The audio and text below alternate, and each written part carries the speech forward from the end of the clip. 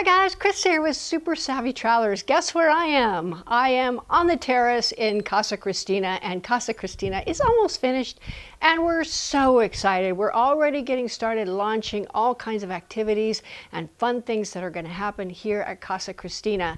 The launch date is going to be April 1st. Now hopefully that doesn't slip, and we absolutely need it open by the middle of April because we do have some tours and things arriving, which is already booked and already so exciting. By the way, stay tuned because we have very special tours that we are working with our friends at Tu Amalfi with Love, and they're going to stop in Casa Cristina and give you a tour of the area here. So we're quite excited about all of these things.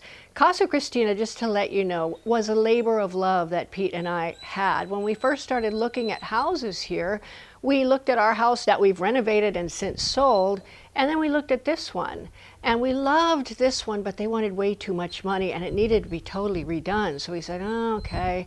And then later on, an opportunity presented itself to where we could actually get this for a decent price and renovate it and turn it into our beautiful Casa Cristina, and we are thrilled. We're working with master architect Antonella Lucchesi and master builder Salvatore Nardi, and they are doing everything that we want to do and even more. Some of the touches in here are absolutely stunning, and you're just going to love it when you get here.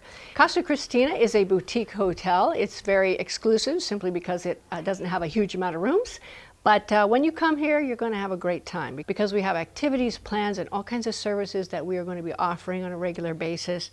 So when you come stay here, we can guarantee you're going to have a great time. So take a look at Casa Cristina here because I'm telling you, the finishing touches, the marble capitals, everything that's gone into this has been a masterwork of art. And actually, I would say, if not the crowning achievement of Antonella, certainly one of his top achievements. So take a look, you guys, and we'll see you in April.